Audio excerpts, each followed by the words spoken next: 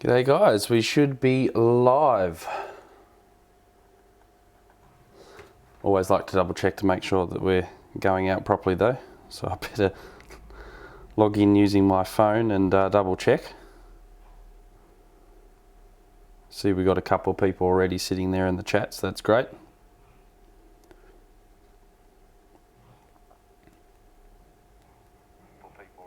And yep, we're live, good. Well, I've had a bit of an upgrade this week, so you probably noticed that already on the stream. Got a decent camera and microphone and capture device, so hopefully it just all works. If the screen goes blank or the camera goes blank, then just wait a minute and I'll fix it. So we'll see how it goes anyway. Apologies too for the voice. I've had the cold over the weekend, so yeah, I'm just getting over that at the moment. So hopefully you'll be able to understand what I'm saying anyway. So I'll try not to sound too nasally. So yeah, we've got a couple in already, so that's great. And you'll probably also hear my dogs barking, which they're doing at the moment. My microphone battery level is down as well, so hopefully that lasts. I do have a backup. Well, I did have a backup, so I better have that ready. Right, so repeaters. So we've got a repeater Q&A tonight. I'm going to see if I can explain basically how a repeater works for those that are new. For those wondering, you can watch this later. It will be archived, this live stream, but it'd be good to get your questions in the chat and just add a little bit to what we're going to go through anyway tonight. Yeah, so I'll start off with the basics about what a repeater actually is, how it's built and put together, the different components, and then I'll move into probably a little bit more on the side of what I've done with our repeaters down here in VK7 in Tasmania, Australia. So that's a little bit different. That's using a different system with multiple transmitters and multiple voted receivers. So that's quite interesting and not the sort of run-of-the-mill amateur repeater. Excuse me. So just have a look here. We've got a couple more users. I might give it another couple minutes. I might just mute the microphone so I can clear my throat and not have it live streamed. Also let me know too in the comments as well, in the chat window, if the audio syncs right. I've set it up, I think, in this software correctly, but if my audio is out of sync, just let me know and I'll adjust that on the go and you can let me know. Yeah, I got the 991 back. It's not the A model though, it's the original one. So that's sitting on Whisper at the moment. On 6 meters. There's been reports of JAs, I think, today on 6 meters into VK3, and there's a lot of US stations sitting on 6 meters. So if you have your radio sitting there doing nothing during the day, maybe just beam it towards the US. We might be lucky. No worries. Thanks, Peter. That's good. I'm glad that audio is working. So just excuse me for a minute, and I'll mute. Okay, so what we'll do is I'll just move that window over. I'll be periodically checking the comments, but if I don't respond straight away, I'll look at it a bit later on. Okay, so you should be able to see my screen shared now. So the basics of a repeater, really, there's only a couple of components that go into building a basic repeater such as this. I took this block diagram from Ham Universe because it was much easier than me making one up. So it's real easy. So when you're operating on your FM handheld or radio, you transmit on one frequency and you receive on another. So what happens at the repeater site? When you transmit, it's picked up by the antenna down the feed line here and into a device called a duplexer, and we'll look at that duplexer a bit later on. I've got one sitting here so you can actually see what it looks like. So from this, the received signal from your transmitter, from your handheld or from your mobile or whatever radio, goes down and into the receiver of the repeater. Now what that does is receives on one frequency, and then that received audio goes into a controller. Now there's also other signals that come down into this controller, so whenever a signal is being received, there's usually a mute or a squelch line which tells the controller, yep, there's a signal here on the receiver, unmute the audio and send the audio to the controller. So your audio from your radio comes down through here, down into the receiver and then into the controller. Now what the controller does is it adds a ID for identification purposes, which is required by the regulations. It'll also add a Roger beep, and all of the levels are set in here. So you receive audio might come in at maybe a high level, and then you can reduce it down in the controller, and then it comes out of the controller on a transmit audio path and into the transmitter on a different frequency. So that's the main audio path, and then once it reaches the transmitter, it goes out via RF back into the duplexer, out through the antenna and to your radio. So when you let go of the button, you usually hear a tail or a beep, and that's coming from the controller to say that's you've finished your transmission. So all this happens in real time. So as someone talks on here, they can hear them in real time. So the antenna's receiving and transmitting at the same time, and all the magic happens in this duplexer. So we'll talk about that a little bit later. Just excuse me for a minute. Clearing of the throat, terrible when you've got a cold. So I'll just check the comments and make sure there's no questions so far. No, all good. So that's a real basic overview of how, oops. That's a real basic overview of a basic repeater. I've got too many windows open here. So, yeah, very, very simple. Now, I talked about that duplexer before. This is what one actually looks like. This is a UHF one. Now, it's quite heavy. Now, you can see that there's some interconnecting cables between them. So, we talked about the antenna input. So, this particular duplexer has an antenna input, which connects in here. The receiver of the repeater connects in there, and the transmitter connects in there. Now what happens is these filters are designed to pass a certain frequency and to reject a certain frequency. So what happens on the receive side, you set them to pass the receive frequency that you transmit on. So if you're transmitting on, say, let's in Australia we use a 5 or 7 megahertz split. You've probably heard of that, on 70 centimeters. So if you transmit, let's pick a good frequency, so 434, so you're transmitting on 434 megahertz, comes into the antenna on 434, it gets passed through one of these cavities into the next cavity, and then comes out into the receiver. What conversely happens is on the transmit side, if you were to put in the transmit frequency, which would be 439, so the 5 megahertz up, it would reject that frequency on 439 megahertz through this side. And the opposite happens on the transmit side. So what happens is that you can then duplex on those two frequencies.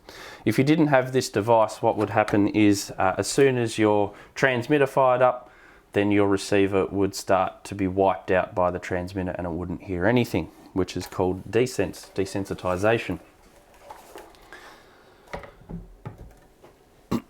So, fairly straightforward, but there's a lot of different little bits that come together to make this all work, and sometimes it doesn't work and sometimes it does. and it can be quite difficult. I'm glad to see we've got no questions so far, so I hope everyone's starting to is following along with what I'm saying.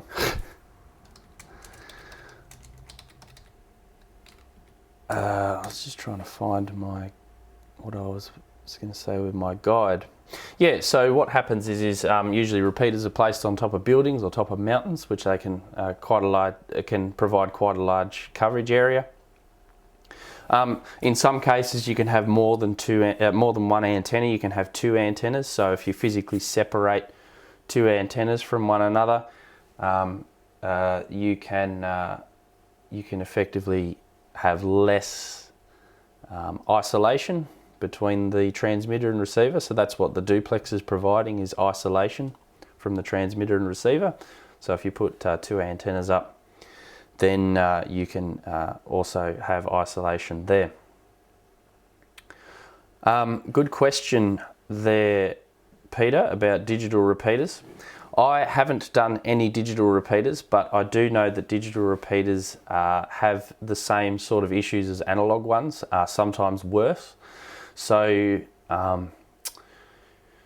there is a video on VK5ZEA, Michael's channel, which shows him doing a desense test on a digital repeater, and it's quite interesting. So I have seen that, yeah, digital repeaters can be quite difficult sometimes, but much the same issues as analog, I think. Yeah, so again, the duplexer separates and isolates the incoming signal on the receiver from the outgoing and vice versa. So yeah, it stops the receiver from being overloaded by the transmitter.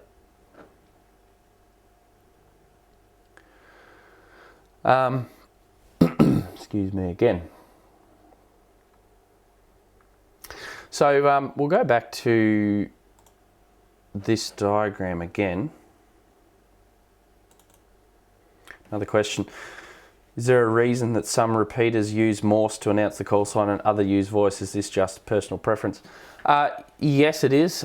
So basically, the regulations in Australia state that the identification has to be done in a proper format. I can't remember exactly the wording, but the two most common ways in Australia are Morse code or voice. So on the repeaters that I've built, I have voice. If you talk over the voice, so if in other words, if you key up the repeater while it's identing in voice, it will do Morse code in the background. So I just find that the voice is just a lot better. Also, if you're listening to a weak signal, a weak repeater, maybe one that's at distance, then you can tell the ID quite easily just listening, and that just helps to identify what repeater you're actually listening to.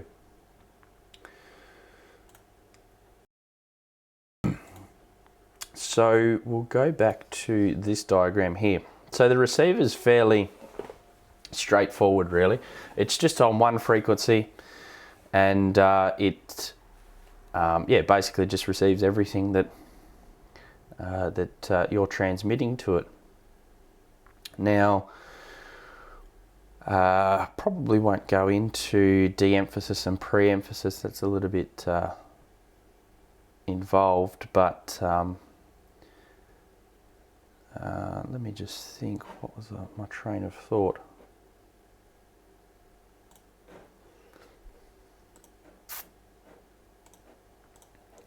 Lost my page again.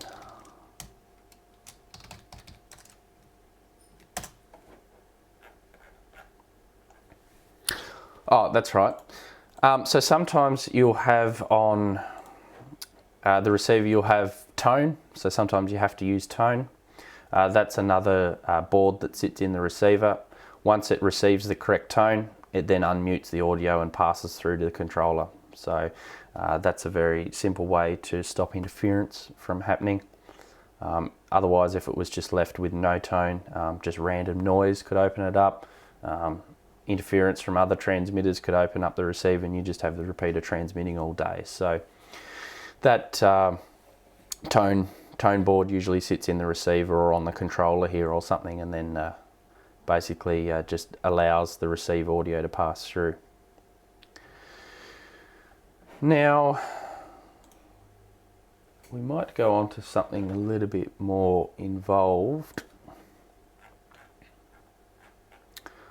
We'll talk about some of the issues that you face when running a repeater. One of the most common issues that you've probably heard is noise. You'll hear, if you're listening to someone on a repeater, you'll hear crackling on the repeater.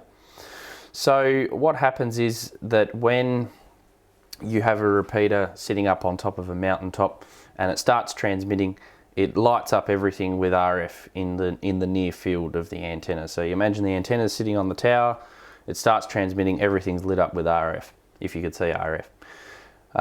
So one of the problems that happens is that if you have loose bolts, loose guy wires, loose antennas, broken antennas, any metal to metal contact that's rubbing against one another, rusty bolts, things like that, it creates like a diode effect, and that's the crackling that you hear on the repeater. So that's why when you go to repeater sites and you see what they've set up there, usually everything's strapped down, everything's bolted down, stainless steel bolts so that it doesn't rust, and it's all secured down so that it doesn't crackle or create that noise. On the amateur band, it's relatively difficult. We seem to always have a lot of problems because the further that you split the transmitter and receiver away frequency wise, so you remember that our splits are say 5 to 7 megahertz on the amateur band. In commercial, they could be 10, sometimes 20 megahertz apart. So the further they are apart, the less isolation they need, and the less issues they usually have. On 2 meters, it's really a problem because we've got such a small band on 2 meters, 144 to 148 megahertz. You've only got a 600 kilohertz split. I think that's the same in the US as well. They might have a different split as well, but we usually have a lot of problems on 2 meters. So that's why it's important to use a very good quality duplexer and quality antenna, feed line and all that sort of thing to avoid these problems. Also using the correct feed line as well. So on all the repeaters that I use, that I've installed, I use Heliax, so Andrews LDF Heliax, and that is high quality, low loss coax. Sometimes I've seen on some repeaters they'll use the common, they'll use RG213 or they'll use LMR 400. LMR 400 is a bit of a problem because it's some LMR 400's got 2 different jackets, so the outer sheath, and they've got like a foil and a braid, and if they rub together or they're not bonded together properly, then it can also cause noise in your repeater, which is a real problem.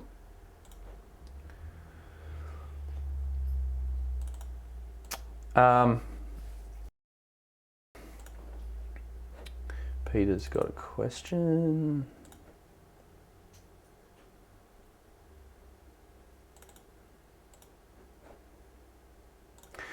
So DTMF.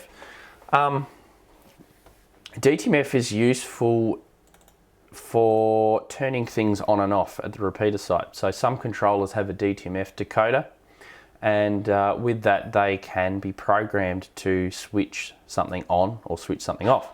So generally in most controllers they allow you to remotely change call signs, remotely turn things on and off, just by putting in a code. I've also got a DTMF remote, which I'll find here. Here it is. So I've got a DTMF remote board here, and what that does is basically you feed audio into this remote, and you've got all these outputs, and they can I think these can be configured for I think they all pull low when it receives the correct DTMF code, and the little LED comes on. So you can control a whole heap of stuff. You can control relays and all sorts of things using these DTMF boards. I don't use this anymore because I've got other ways of controlling it, but still very good for controlling things over the air, especially if things lock up on repeaters. Sometimes you'll get a lock up, and if it's inaccessible in the middle of winter, you can't drive to the site, you can't get up there because of snow, at least you can still power it on or off remotely.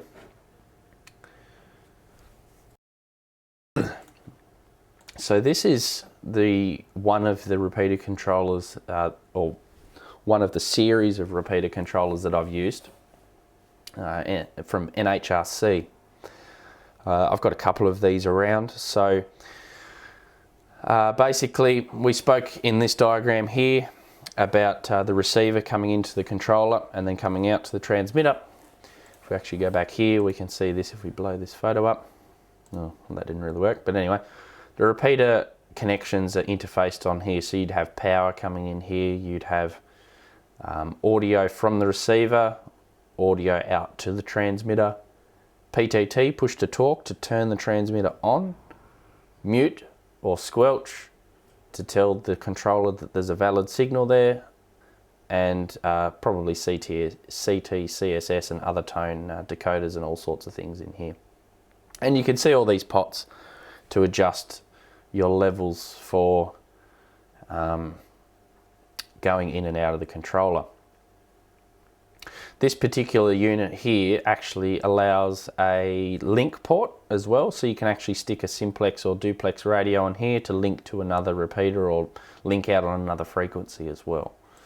So these controllers don't do voice though. I have this controller here on a 6 meter repeater, and I've got a voice recording on this which interfaces to a 6 meter repeater that I built.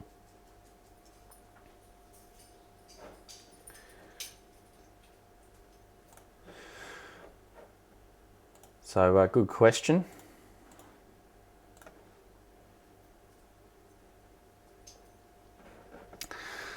So what I might do is I might move into,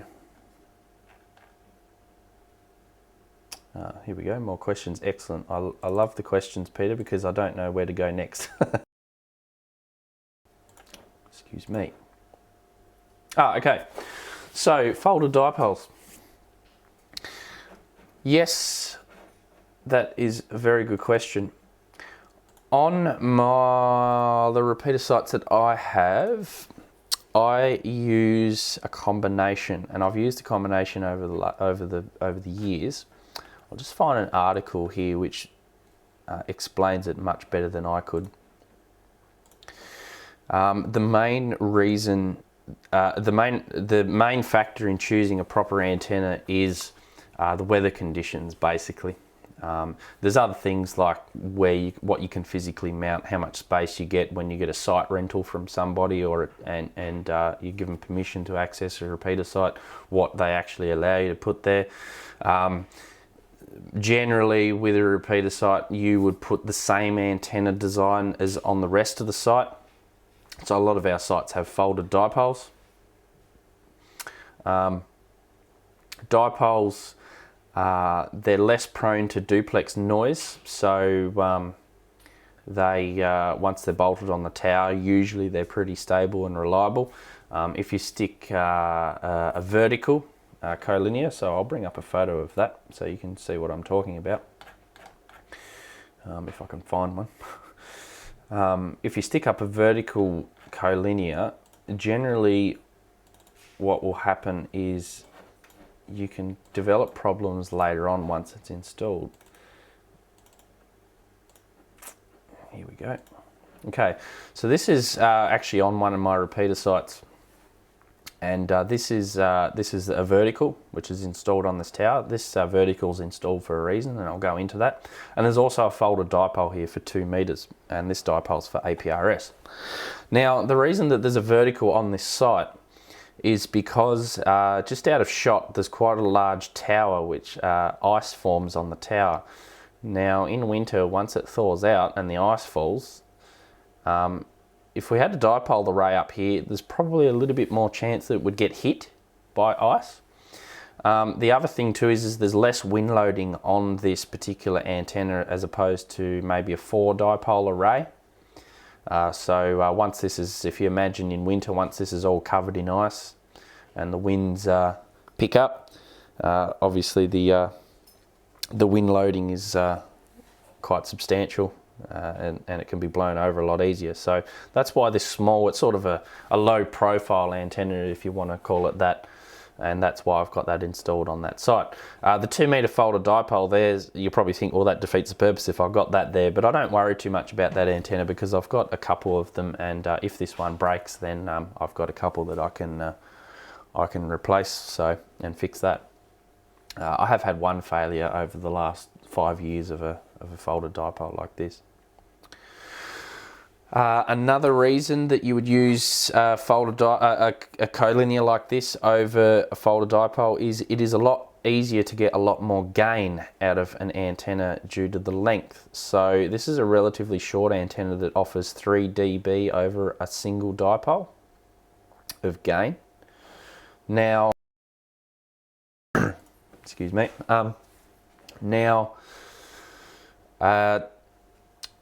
So yeah, you can get a lot more gain if you have a slightly longer vertical antenna and it doesn't take up as much space, and again the wind loading on the tower or the pole that you're installing it on. One reason why I've got this and it's only 3 dB, you probably think, oh, if you have more gain, you got further range. Well, not necessarily. So this antenna is located on a mountain which is about 4,000 feet high. So it looks directly over the city of Hobart in Tasmania. So most of the users of the repeater are down in the city. So we don't want the signal to overshoot the users.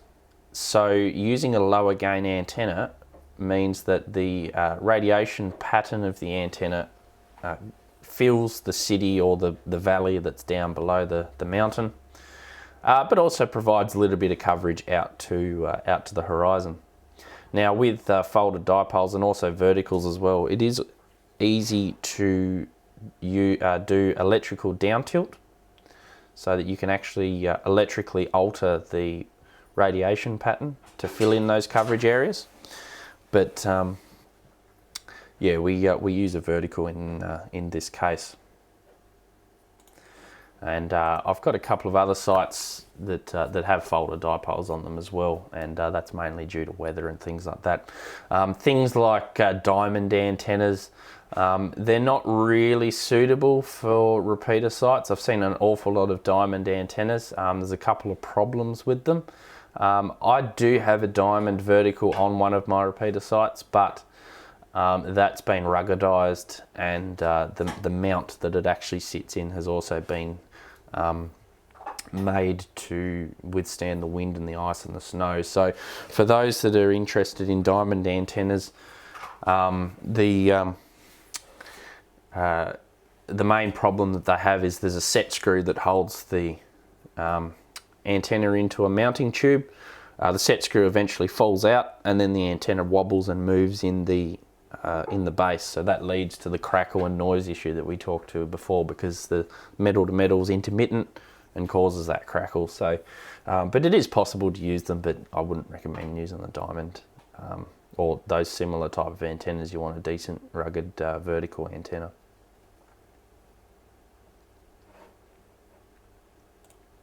Another good thing too with installing an antenna is to make sure that you make a measurement of the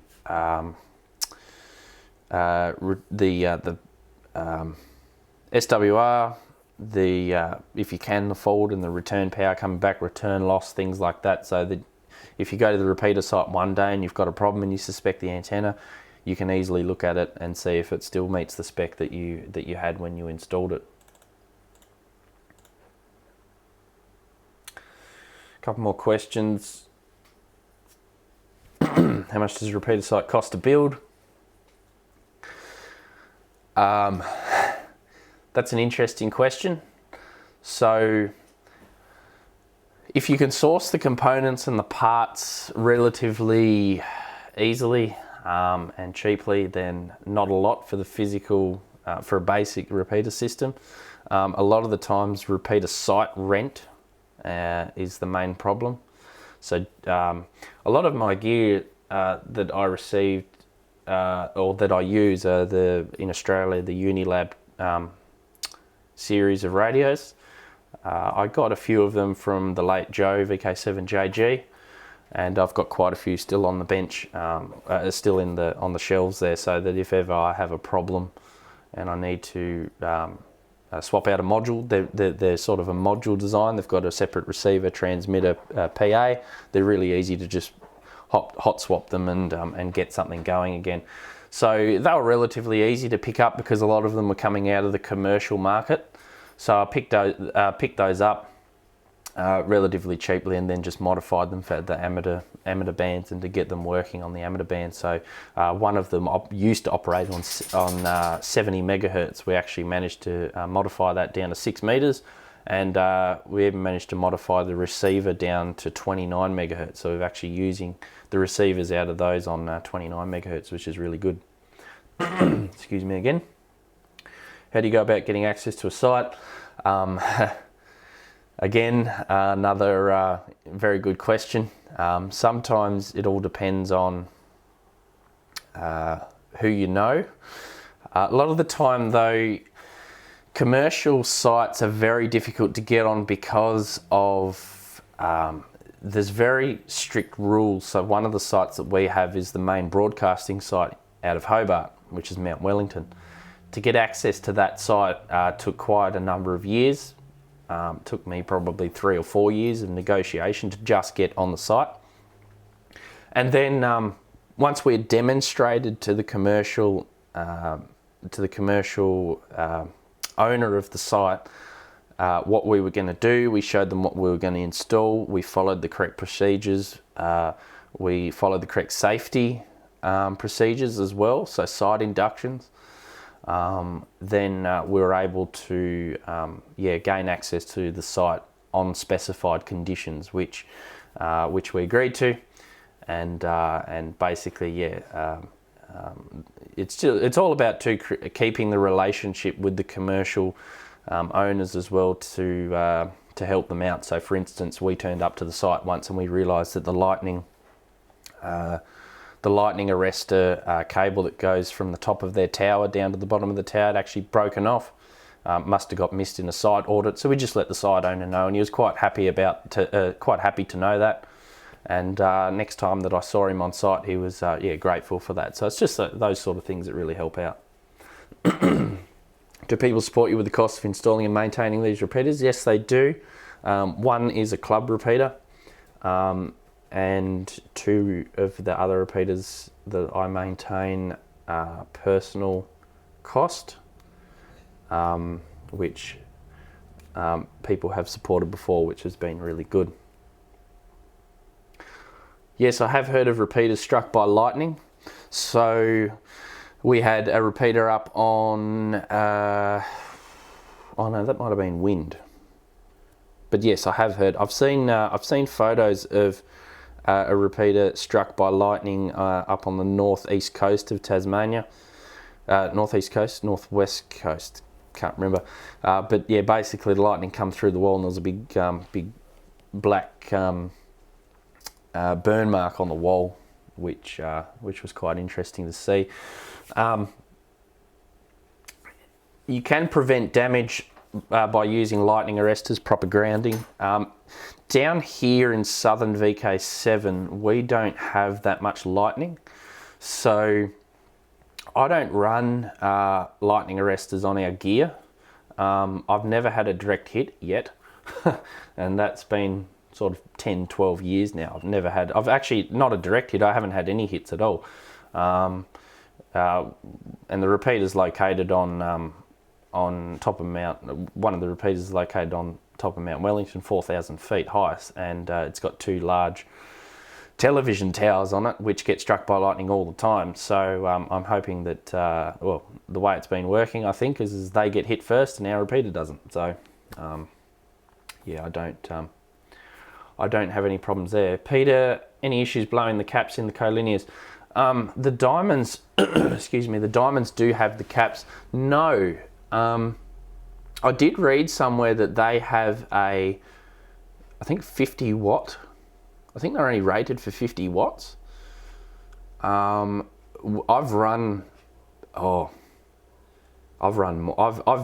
actually had a 2 meter and 70 centimeter repeater running off a diamond dual band vertical, both 50 watts, so 100 watts FM, and I've never blown the caps in those antennas. So no, they do. They're not too bad. So as far as that goes, yeah, I definitely wouldn't run it permanently like that. I had it running on test, I think, for a couple of months, and I didn't have any problems. So okay, so Peter, mains power or solar? It's a combination. Three of the sites we got mains. 4 of the sites we got a mains power. 1 is solar. So our solar repeater site runs our 6 meter and 10 meter repeater, and we do have an APRS transmitter up there which allows us to view the voltage. So this is where our repeater is located. And if we actually have a look at the telemetry of that, which is good because I haven't checked it for a while, yeah, it's sitting around 12 volts. You can see there during the day it's charged up 12.7, starting to drop down. We're going to get some better monitoring, but this is good just for basic monitoring. Bit of a drop there, but yeah, we haven't had an awful lot of sun down here lately.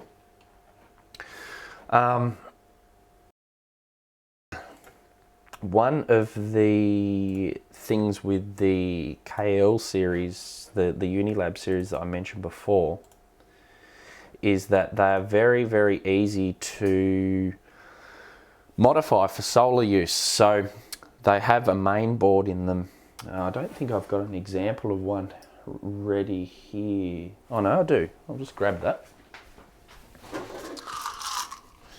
Got junk all in the shed here. So this is what the insides of a repeater look like for those that are new on the stream. So this is what the inside looks of the standard, wrong way around, standard Unilab repeater. So we spoke earlier on about the receiver, wrong one, receiver, exciter module, transmitter, and the power amplifier. So they've got this main board here.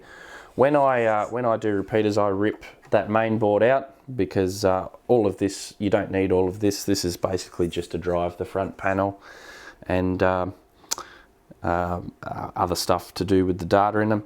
Due to the fact that we're using this as a repeater, we're only using one channel, so you can hardwire the channels in the receiver and the transmitters. And we're not using any audio out of the front, so just removing this main board saves several hundred milliamp hours, which is really good on a solar site. Yeah, basically one of these, you can get these down to a standby current of just a couple of hundred milliamps, and even less if you turn it off and back on periodically, just to check to see if there's any activity. But the mains power sites are really good. Our one on Mount Wellington, if that goes down, there's a backup generator. Our other sites have backups as well, but I need to work on some battery backups for them.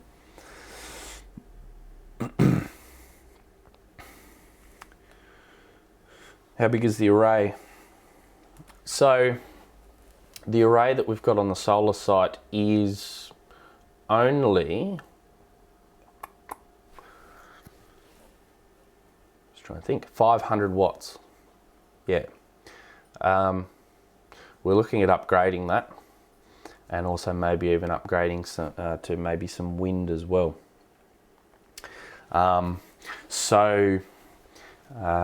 That particular site runs 3 repeaters.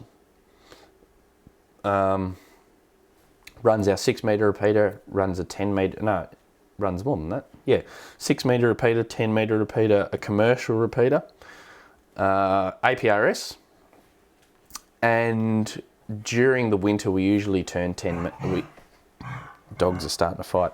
We usually turn 10 metres off just to save a bit of power.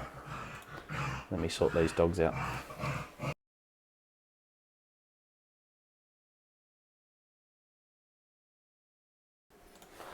Dear oh dear, never work with animals. Or children, isn't it? So yeah, solar has its battles. Much easier to do mains power, but batteries there I think are a couple of hundred milliamp hours. A couple of hundred amp hours. Yeah, I think it's 300 amp hours. We've got a battery at 12 volts. So, have I had to track down interference sources to repeaters, intermod, LIPDs? Yes, plenty of times. So one of the classic ones that we had was an LIPD on a fishing vessel, and the particular fishing vessel had a wireless remote control, which when it was operated interfered on the input of our repeater on 433. It was 433.575 megahertz. I think it was 570 the remote was programmed for, but it was so wide that you could hear it. What would happen is the fishing vessel would go, because they're very low power, when it would go round the point out of line of sight of the repeater, it would disappear. They would usually be around there for the day, and then they would come back and it would start interfering again. So yeah, we had to use basic direction finding techniques to try and track down exactly where that interference was coming from. And in the end, we managed to track it to the vessel, and we contacted the ACMA FCC equivalent. And what they did is they rectified it by getting them to change to a proper channel on that fishing vessel. As far as intermod is concerned, yes, intermod is very difficult for many reasons. One of the things that we have on our Mount Wellington side is the top of the transmitter building has if you've ever seen the grates on streets for water to run down into the what are they called, the sewer pipe. Not the sewers, the drainage grating. They've got all that lined on top of the roof. So what happens is when the RF from the repeater starts transmitting, they're not all bonded together. The reason they have that grating there is for ice fall. So when the ice falls off the tower, instead of it going through the roof of the building, it smashes on this grating and smashes into small pieces. One of the problems is that it's hot dip galvanized to stop it rusting, but then it's not electrically bonded very well. So when you start transmitting, you get lots of those little diodes, as I talked about before, emanating noise and duplex noise, and just makes it impossible to have a repeater on certain frequencies, 2 meters being one of them. However, it does work on 70 centimeters.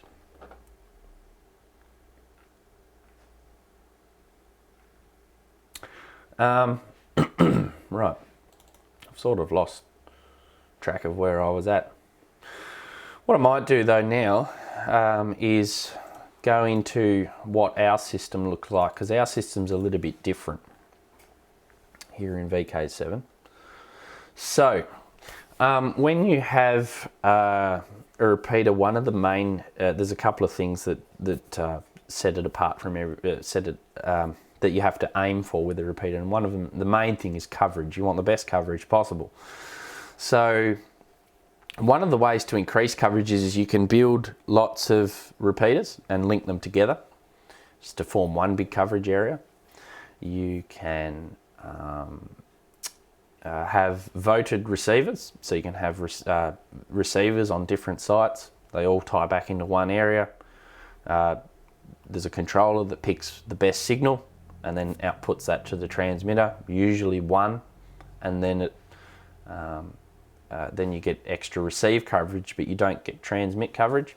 Sometimes they'll do it with multiple transmitters, so different frequencies, so you've got to change frequency on your radio, depending on where you're located. Sometimes there's user voting, so the radio in the person's car will actually listen to a control channel, and it will determine what's the best what's the best site to use. But in the ham bands, we generally don't have that. We don't have that capability. So what I discovered a couple of years ago was a thing called the All-Star Link voter system. Now, this looks very complicated, but I can't find an easier way to explain this. Actually, maybe I can. No, I can't. Yeah, so basically what this does is, you can see here we've got multiple receivers. They're connected to these little voting boards, and then they all connect out via the internet to a master site, and this master site has a transmitter and optionally a receiver there as well. Now, our system is a little bit different. We have and then there's a computer that runs Asterisk. If you're familiar with Echolink, All-Star's similar to Echolink, with a few differences, where you can All-Star's sort of linking multiple sites together is very, very easy with All-Star Link. Echolink's probably the easiest thing to explain it as, if you've never seen or used it before. However, it's all open source, so it's very easy to do whatever you want with it. So what I ended up doing was built a repeater system with 3 of these voted receiver sites and 2 transmitter sites. Now, the 2 transmitter sites transmit on exactly the same frequency at exactly the same time. Now, if you've ever heard of what happens when you listen to an FM signal and you hear 2 signals at the same time coming into your receiver, so someone's doubling over someone else. Generally, if one's stronger than the other, you'll only hear the stronger signal, which is really good. That is called the capture effect on FM.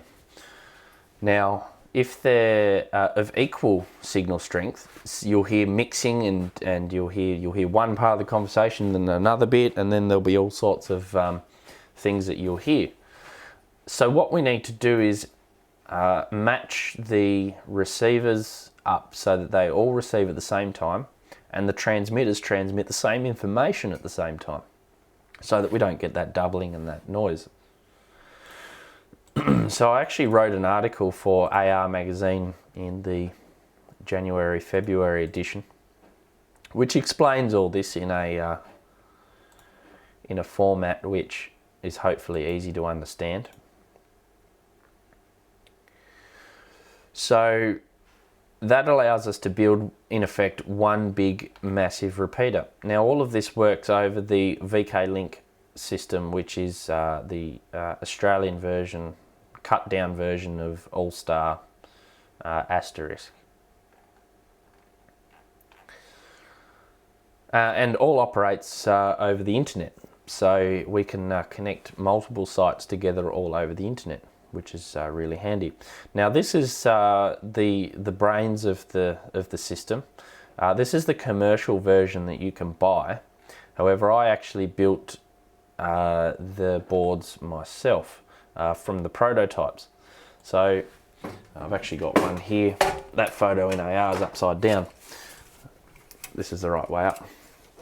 So you can see there, there's quite a lot of components, and there's quite a lot of time being put into these boards, and I had to build, I think, about 4 or 5 in total.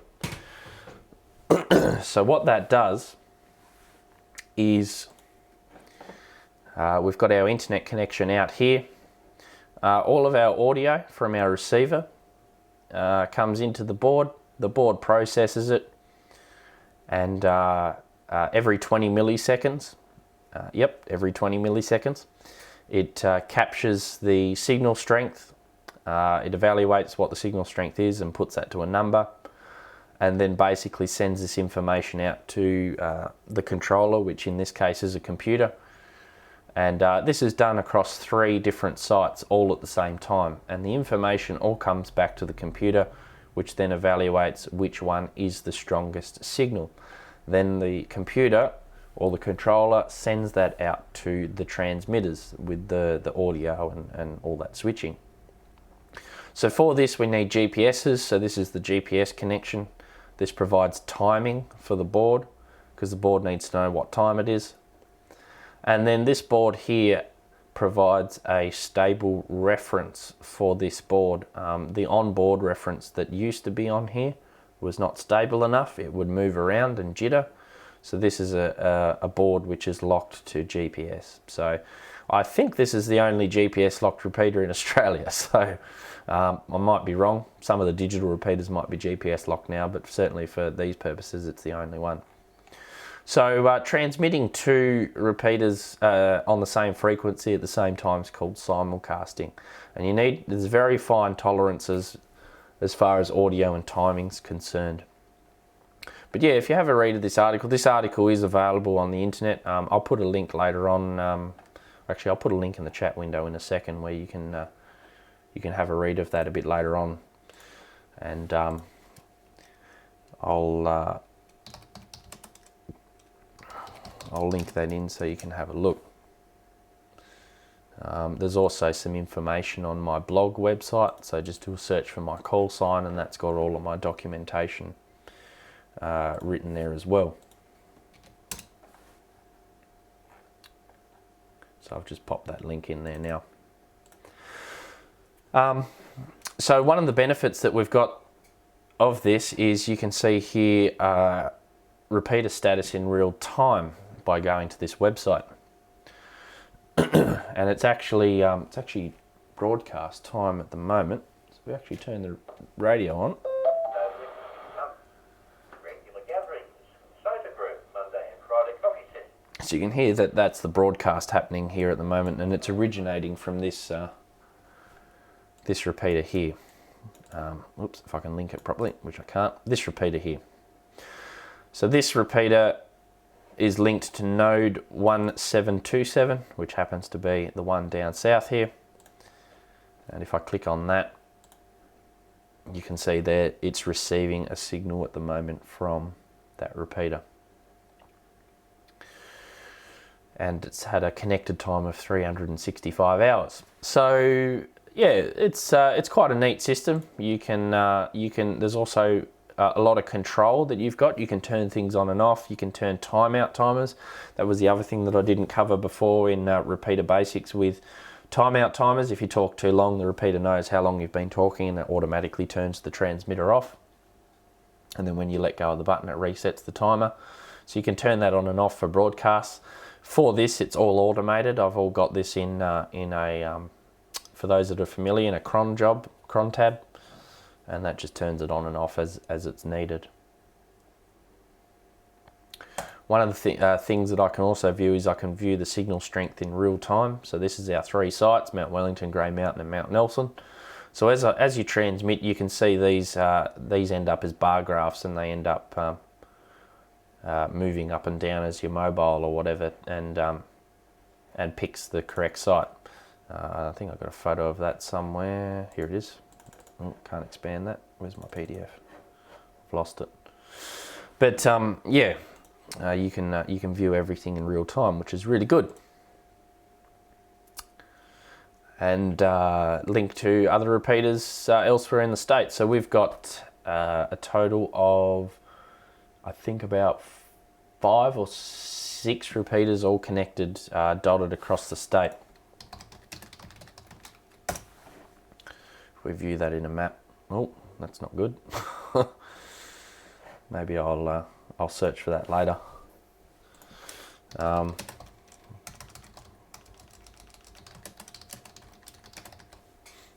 We did have a map of. Oh, it's just changed domain name. This is our Tasmanian repeater map.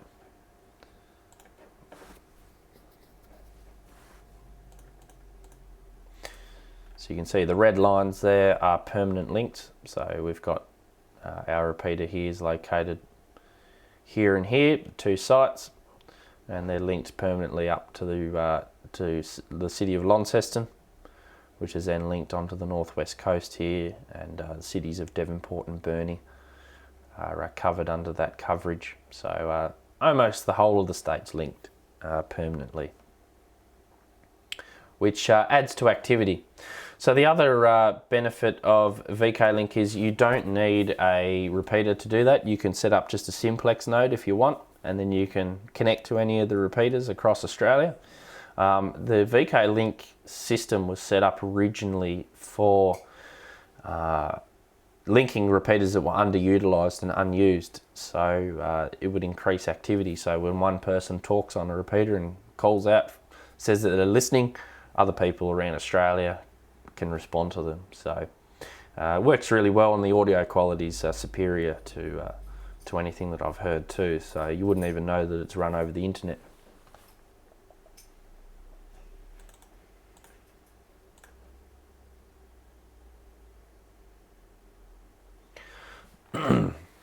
Good question. Do you have plans to add more repeater sites to the permanent link system that exists at the moment?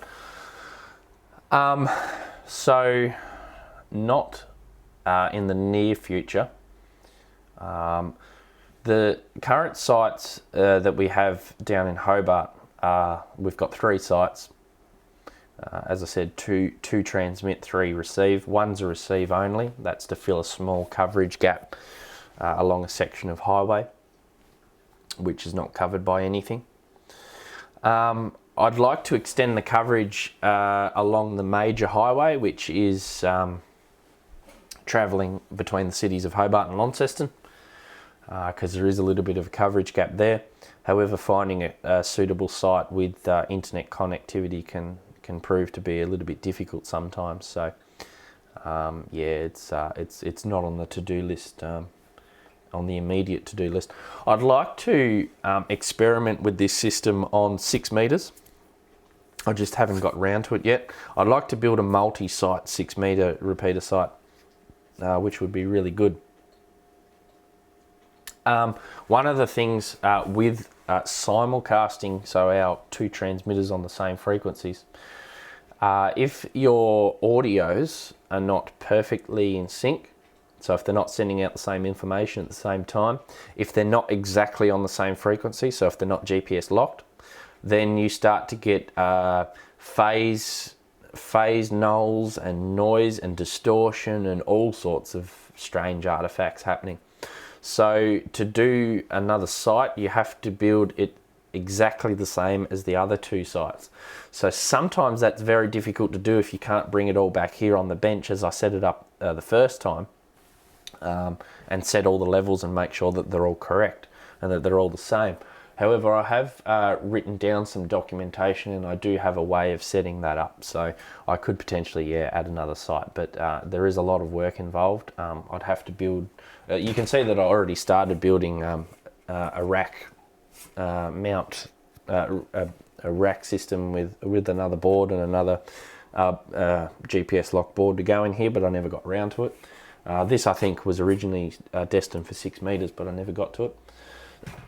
So, but yeah, certainly on 6 it would be very interesting to see how that would perform, because for those that are aware of how 6 metre propagation happens, usually in summer with sporadic E, one station can be really strong in one area but then suddenly fade out and disappear.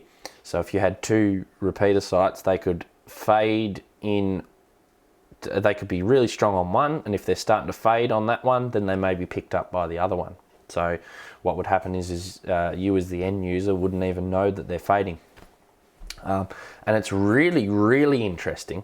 What would be really a real good thing to do would be a 6 metre repeater network on one frequency across several states in Australia. Don't know if that's possible. I've thought about it in our state of Tasmania. So you could have a 6 metre repeater up on the northwest coast, one in Launceston, one in Hobart, all on the same frequency, and yeah, it would be interesting, but the only limitation is, of course, is internet connectivity and connectivity. I can't talk properly with my cold at the moment, but yeah, that's the only real limiting factor with that. But yeah, it would be interesting to see how it would perform. I think it would perform quite well, and definitely would provide very, very good coverage. But of course, with 6 meters comes extra problems. So the propagation characteristics is different. This system's running on 70 centimeters. So 70 centimeters shorter wavelength, you get more reflections, refractions off of mountains and trees and and buildings and all sorts of things. So with 6 meters, the paths are more direct. So you get nulling. So if you're mobile, driving in a vehicle, or even if you're stationary, sometimes you could lose the repeater completely and then it would come back again.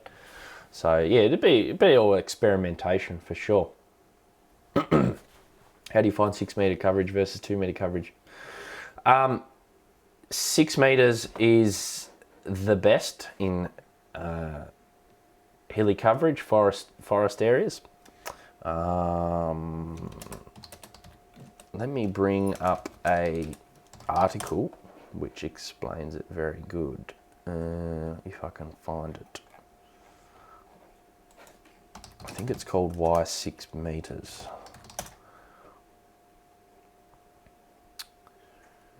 Oh, where is it? It's here somewhere. While I'm looking for that, I'll answer the next question. Keen to advocate for it, but there is some tail noise at the moment. Will that be a problem? Oh, okay. So, yeah, adding repeaters to VK Link. If you have a radio, so there's a couple of ways that you can do it. You can attach so the VK Link runs on Raspberry Pis.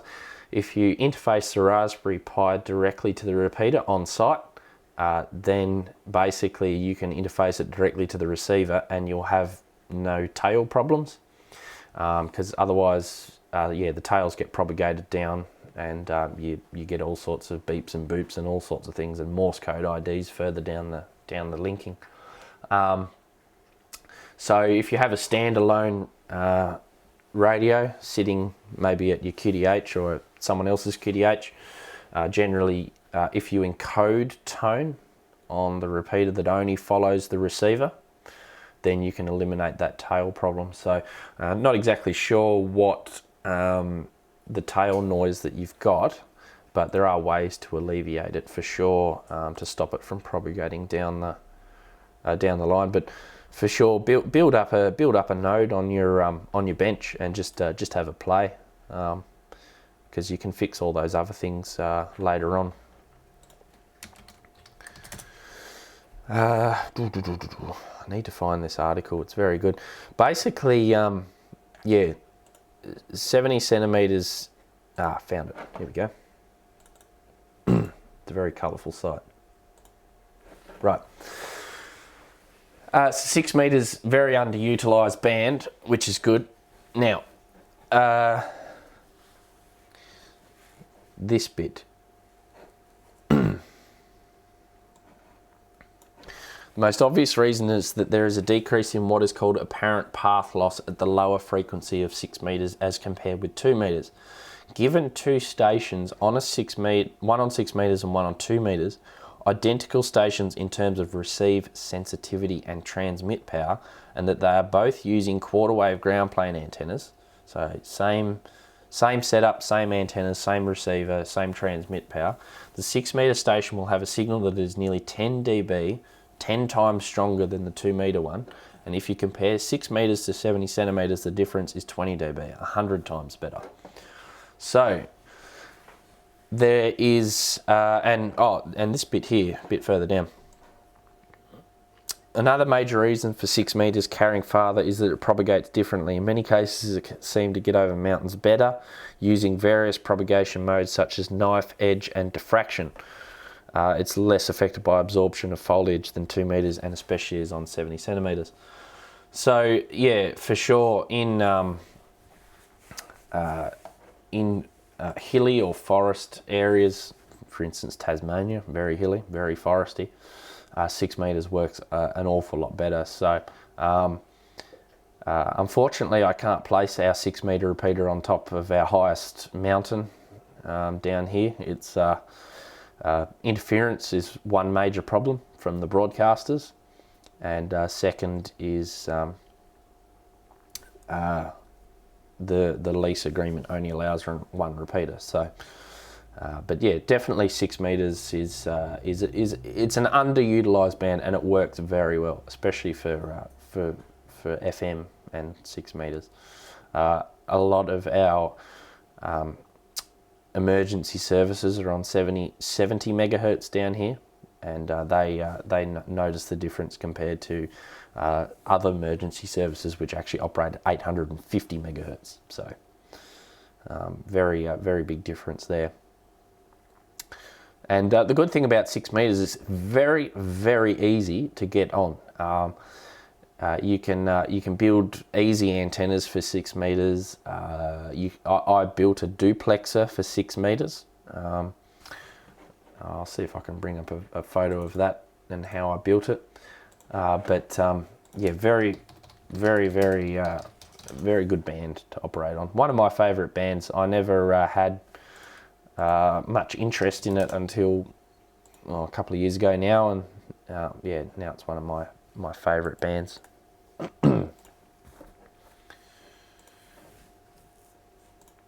Right, I'll just bring up this photo. Thanks for all the interesting questions as well. That's excellent. It's keeping the stream going. Okay, so yes, exactly right. Modifying the old 27 meg Station Master. Funny you should say that. Let me see if I can get a photo here. I'm gonna have to go searching for it. Where did I put it? I did modify a Station Master to 6 meters.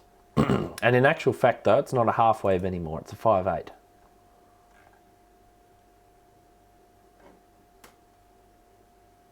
Dear oh dear, where did I put these photos? Anyway, I'll show you this photo. I'll show you this there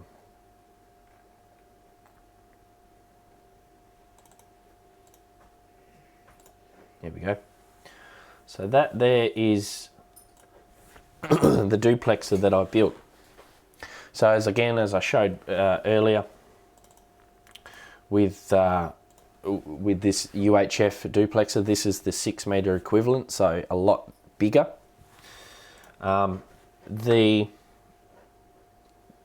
These are made out of LDF 750 stubs, pieces of coax. So what happens is, I don't have it in this photo, but there's a similar interconnecting cables here that come around and into a T-piece where the antenna connects. Excuse me. And there's a little variable capacitor in here which basically tunes the notch. So these are purely notch. I spoke about before about pass and notch on a duplexer. These are purely notch. So what happens is this will notch the transmitter side, this will notch the receiver side.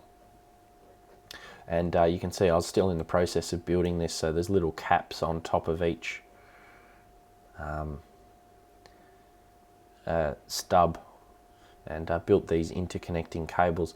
This duplexer allows us to run off one antenna on 6 meters as well, and I just screwed it to a bit of plyboard, and you can actually see it installed on the original site.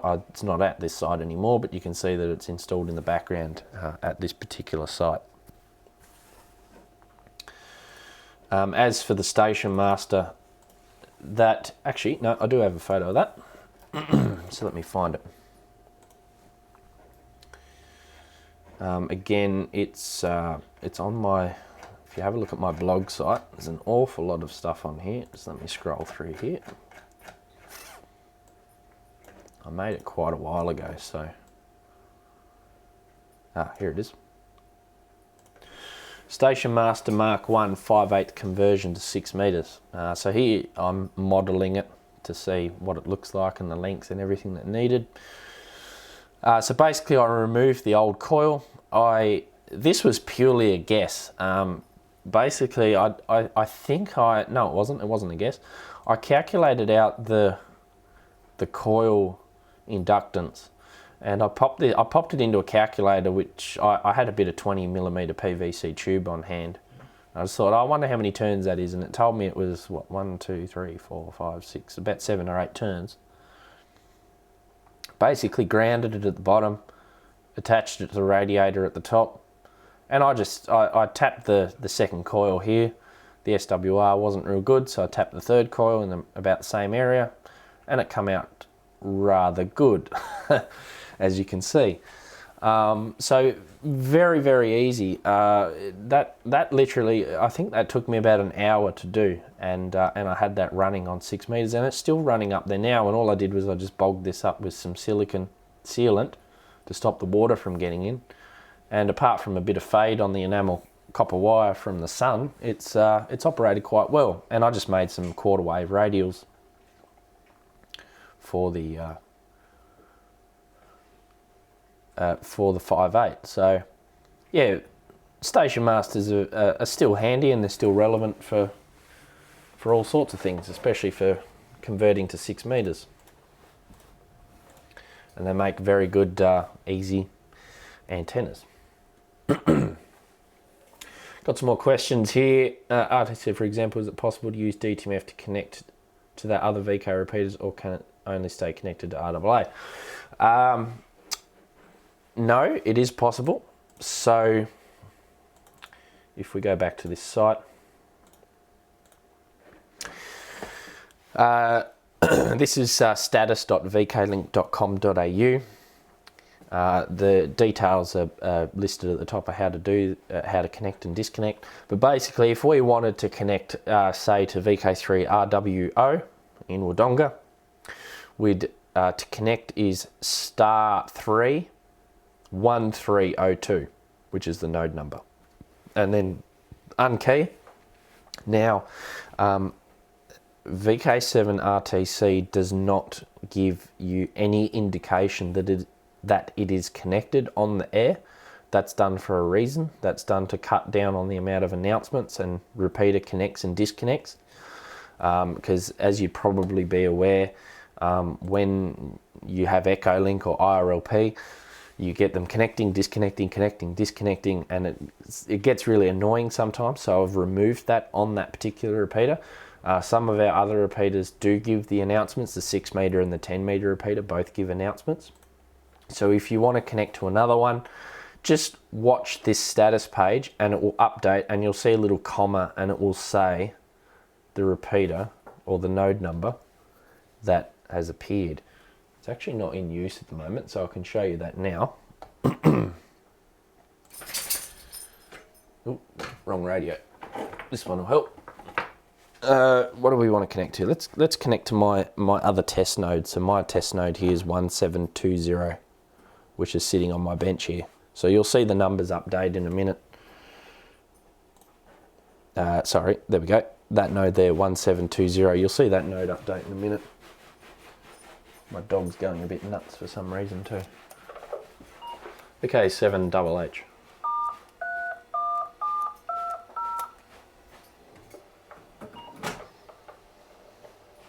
With any luck, that would have received that. No, it didn't. 7HH. Oh dear. That your rating, VK7NFS. Yeah, Roger Malcolm, just on a live stream on YouTube, so I can't keep it long. I'm just doing a test. Stand by.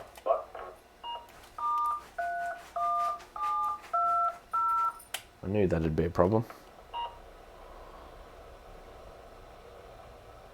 No, it's not going to do it for me now. I think the DTMF in my radio is not quite 100%. I'll talk to you later on, Malcolm. 7.3 VK7HH. Goodbye, VK7. So you can see that light up in green when Malcolm was talking there, which is good. But yeah, sorry I couldn't demonstrate that. But yeah, basically it will connect. The DTMF in this Yaesu is not quite right. It's something to do with the microphone. So, but yeah, you can connect to other nodes very easily using DTMF. 77 meg TFS 18 network's fantastic compared with the EDAX network. Yeah, exactly. For that very reason, due to the fact that it's lower in frequency, so it works a lot better than the higher 850 megs. The Unilab, yeah, no, they're fantastic.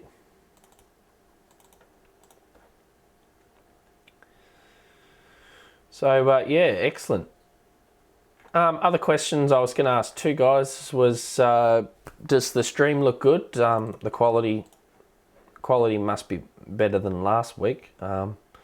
This should be going out at 1080. Pretty sure it's going out at 1080, so hopefully that's all looking good.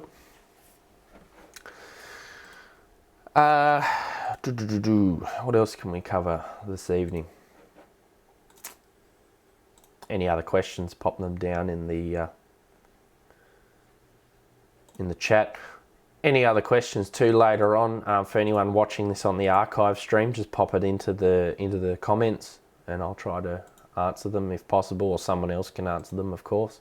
YouTube's fantastic community forum, which is good for all sorts of people to answer questions. Oh, good, thanks. Much better than last week. Excellent. Bit annoyed I couldn't demonstrate that. See if I can demonstrate it on 6 meters instead. That might work. It's more than likely no one will come back to me. RCH 6-meter repeater. So that one's currently connected to node 1746. So we're talking about this one. Oops, hang on, I've got to show you. We're talking about this one, node 1726. I get noise on 6 meters. So that should connect to 1720 once I put this in. We go 7HH.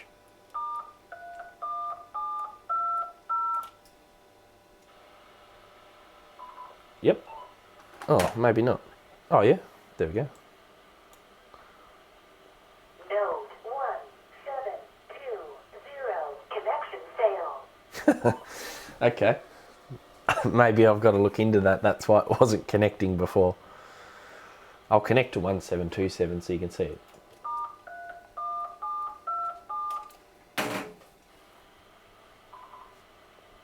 There we go.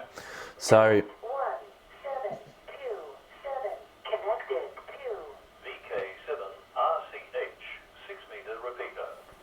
yeah, so this node must have problems. I might have to reboot it or something. But basically 6 meters is now connected to 70 centimeters. I won't leave that connected for too long though, because of regulations.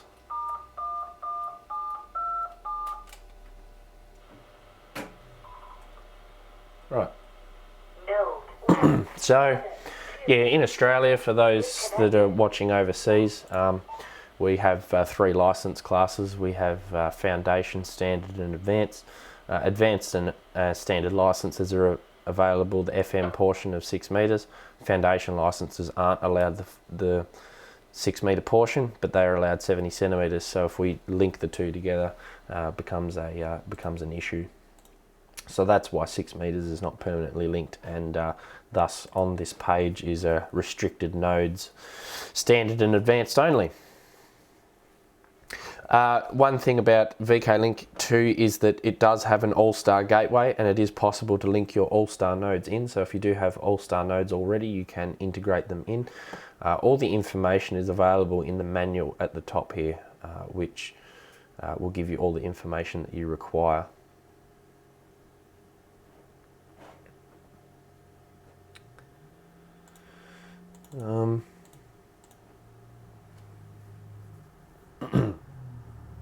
RAD, why are there two 2 meter repeaters?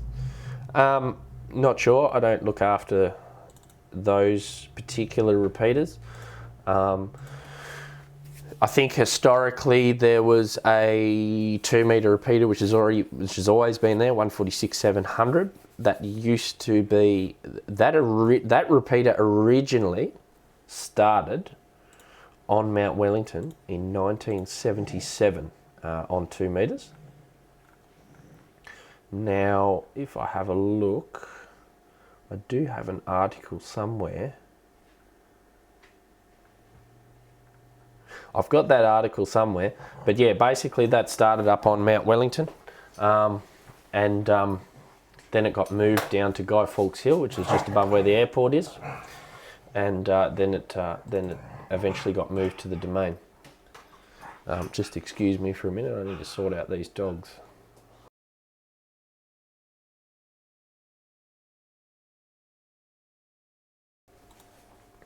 Never get a beagle.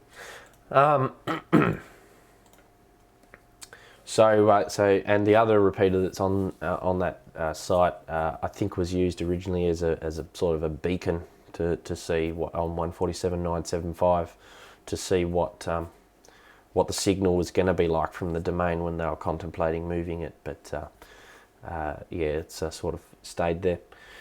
By extension, does 10 metres do better than 6 metres? Yes, exactly. So 10 metres, yeah.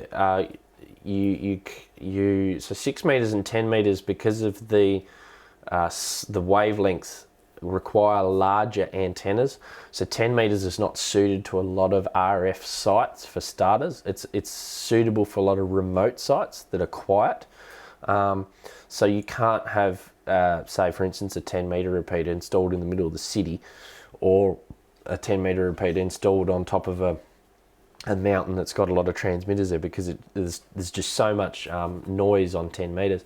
The other issue with 10 metres is that due to it being HF, you get atmospheric noise on 10 metres as well, which you get on 6 metres but not as much, and you generally don't hear it on 2 and 70 centimetres. So 10 metres, you do get further distances, again the same as 6. The other benefit with 10 metres is when sporadic E opens up in the summer and for a short time in the winter, you can get contacts out 2, 3, 4,000 kilometres. So it's quite pleasing when you hear VK4s or ZLs or VK2s using your 10 or 6 metre repeater. And when the sunspot cycles open, you hear international repeaters. One of the biggest 10 metre repeaters is on 29.620, and that's in New York City. And it's quite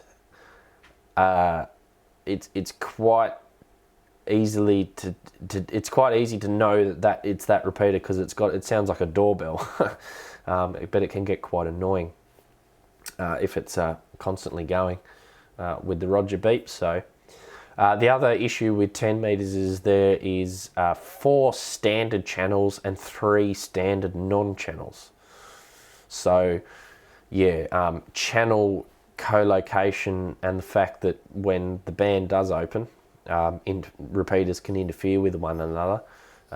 You can only have limited amount of repeaters on the same frequency, and also worldwide. So when the sunspot cycles open, it can get quite. You can work 10 metre repeaters almost all the time, which is great. We got coming in. G'day, Paul. AMSAT gateway 23 centimeters. Okay. Yep. It's interesting. 23 centimeters is an interesting band. I haven't built a repeater on 23 centimeters, mainly because activity on 23 centimeters down here is increasing, which is good. But I fear that if we install a 23 centimeter repeater, it just makes things just too easy to make contacts. So while we don't have that there, it creates that interest and keeps people interested in the band. So if we end up building a 23 centimeter repeater, which again it's probably difficult to do to source components and duplexers and receivers and transmitters, we might lose the interest. So but yeah, interesting idea. One of the things that again, is similar to a repeater is on the satellites is the transponders. So they receive on one frequency in one band, transmit out on another. So they're very similar as well. If you're tracking the birds.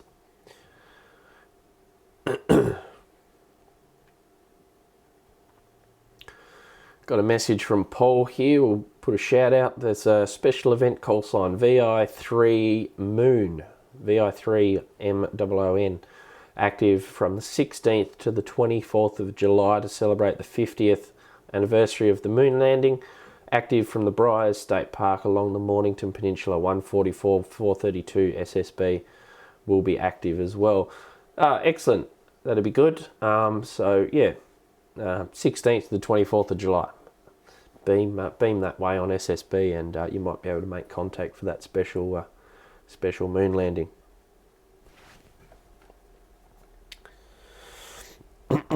Excuse me, guys, tonight for the cold. I'll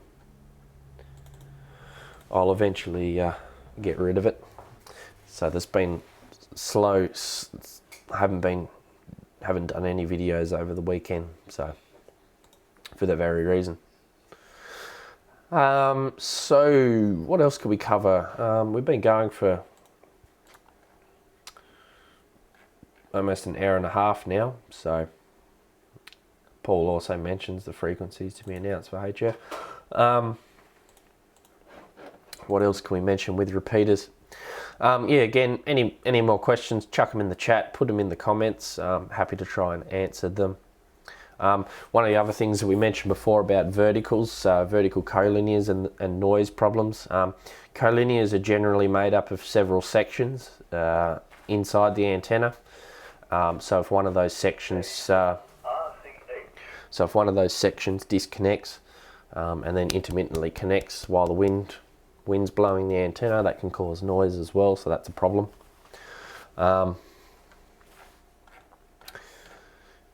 Repeater linking, covered some of that. Feed line, covered a little bit of that as well. Connectors and coax.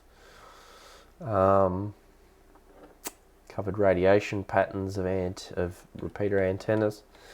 So yeah, it's you learn an awful lot. I know I've learnt a lot over the years to do with it, and there's a lot of things that go into building a decent repeater system.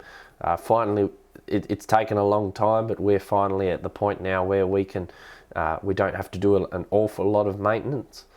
So we still do the regular maintenance, but we're not always travelling to the repeater side. I remember when we first started, we were almost travelling to the repeater side every 2 weeks or every week. And there's a lot of stories of coming back down late at night, 2, 3 a.m. in the morning after trying to fix a repeater problem. One particular problem, we fixed it, I think, midnight, and we're on the way back down and we had a problem with the boom gate. And basically, yeah, we had to stay there for a couple of hours.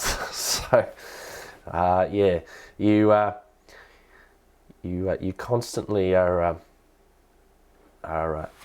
doing work on repeaters. That's for sure.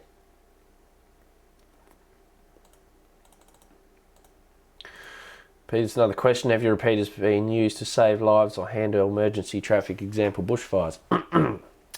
Yes.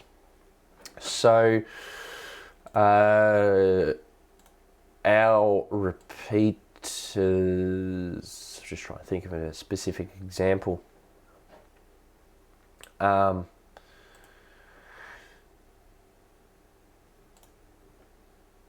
We had an amateur who was riding his quad bike out in the bush, and he come off his quad bike, I think, or he had a problem on his quad bike. Anyhow, he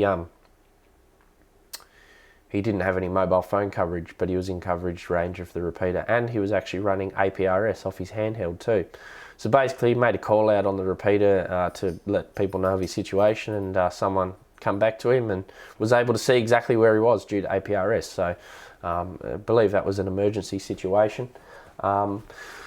To do with the fires, we recently had some bushfires in January down here.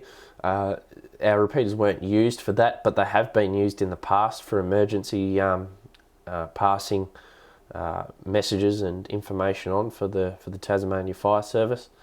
So definitely they have been used in that regard before.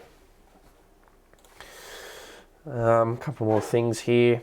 I'll just show, this is our VK7 repeaters Facebook page.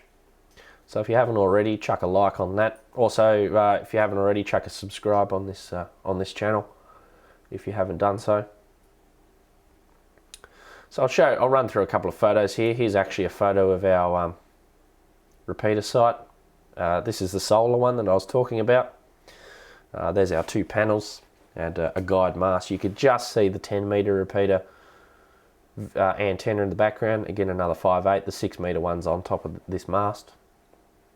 And the repeaters are located in this trailer. There's the top of there's that modified station master.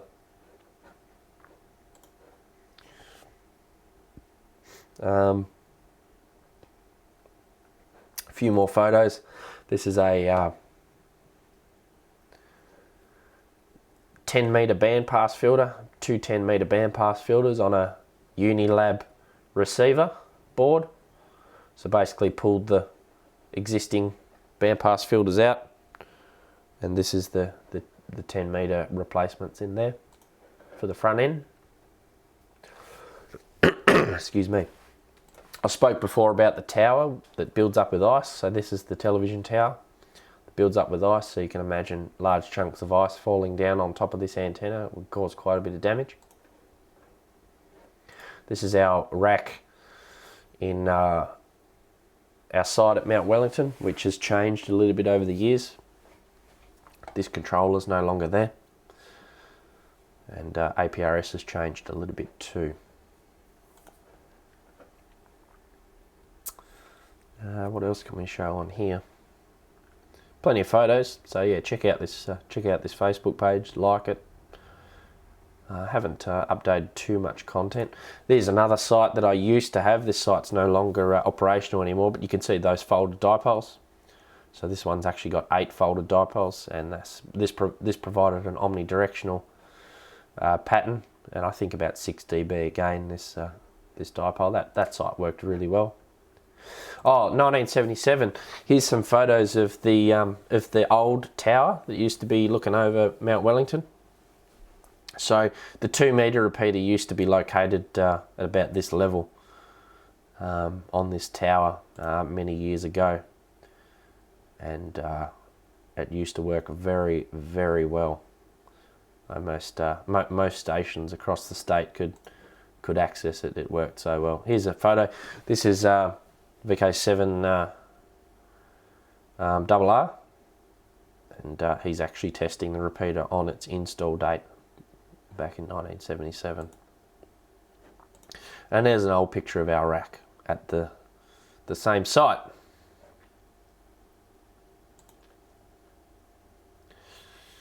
Not much more really else to show. There's a couple more sites across VK7, a couple of solar ones. This is our old site on Mount Barrow, which is no longer current. That got moved.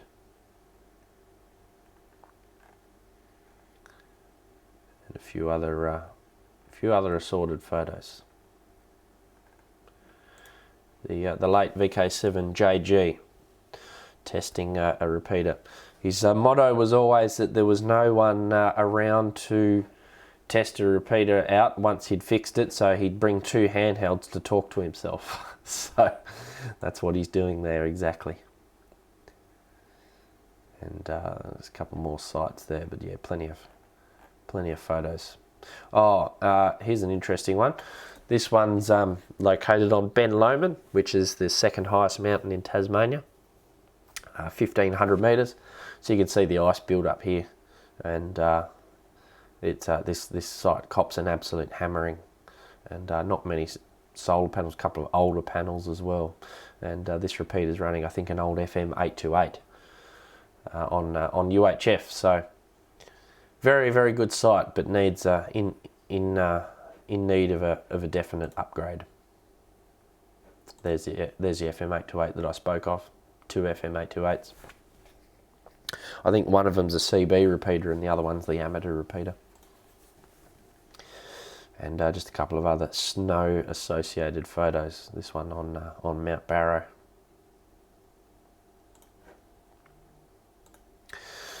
So yeah, that's about it. I'll check more for any more questions, but we might. Oh yeah, a couple more questions.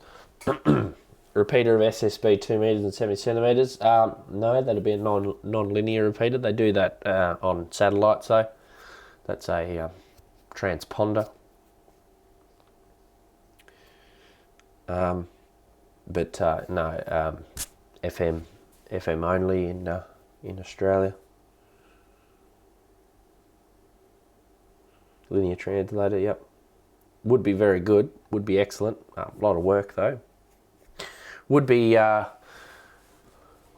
like to see a geostationary satellite that covers VK and ZL, and I think it would get an awful lot of traffic, especially if it was sitting on a satellite, maybe such as the Optus series of satellites, Optus C1, C1's the old one, Optus D1, D3.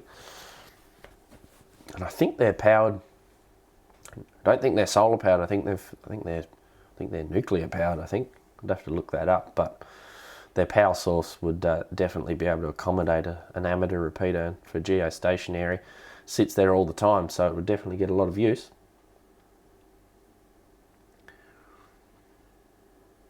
So one of the interesting things VK3YE spoke about was. Oh, okay, thanks for the Optus. Yeah, I wasn't sure. Some of the geostationary satellites are solar, and others are. Well, they use the nuclear isotopes or whatever. I'm not up with it. I remember reading about it. Yep. Peter, yeah, interesting. So not so much the practice here in VK, but definitely in the US they have a lot of remote bases. So repeaters can be linked to, so normal FM repeaters can be linked to a remote base. So basically a HF radio that sits at a remote site with the repeater, which is connected to an antenna, and yeah, you can operate HF. So if you've got some way of controlling the the frequency at the far end.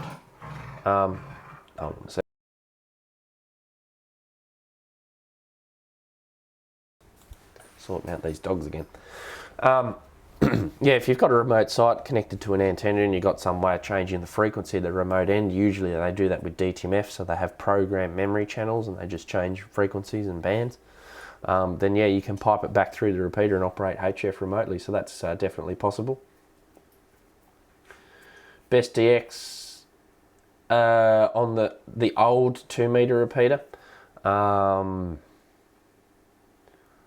wouldn't know.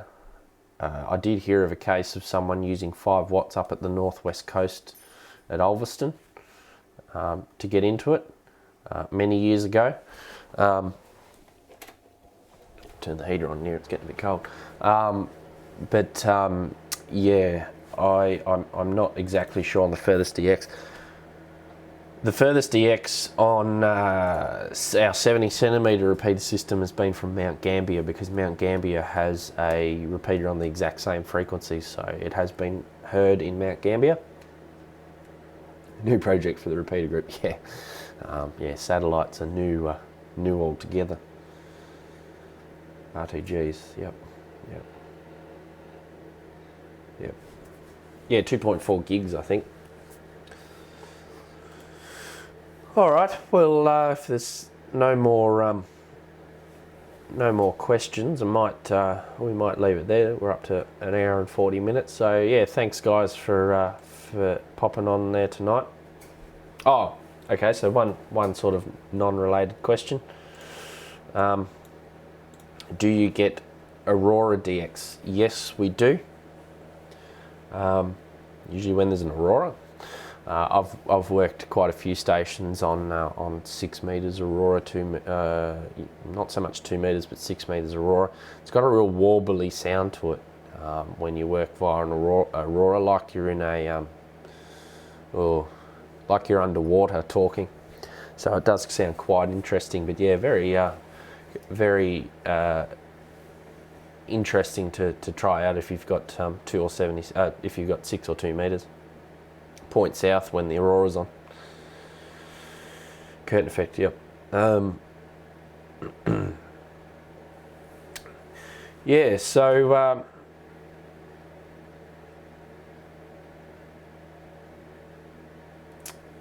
yeah, that's right. So yeah, that's basically it. So yeah, thanks for joining tonight. Again, if you haven't already, don't forget to subscribe. That's very important, and hit the like button on this video too if you enjoyed it this evening. That'd be great. So yeah, hit the like. What else haven't I covered? Might do just a plug for Whisper, if anyone's familiar with that. So this radio is sitting on Whisper at the moment on 50 megs on 6 meters. And if you've got a radio that's not doing anything, pop it on 6 meters or even 2 meters. There's been some propagation happening lately over the last couple of days, especially as we're getting towards the middle of winter. There's a short period of sporadic EDX, so you might work a couple of stations, and you can see that reported. But 2 meters has also been active as well. No worries. Thanks for all the questions, and yeah, we might tune in back again maybe next Tuesday night, same time, and do a few more Q&As. I need to get better at presenting. I need to get better at hosting, and also preparing material. But I do like live streams because you can make mistakes, and it's not as bad as if you made a video. So yeah, I think that's about all that we've really covered this evening. Yeah, but as I said, any more questions, just leave them in the comments. And yeah, thanks again, guys, for joining. 7-3.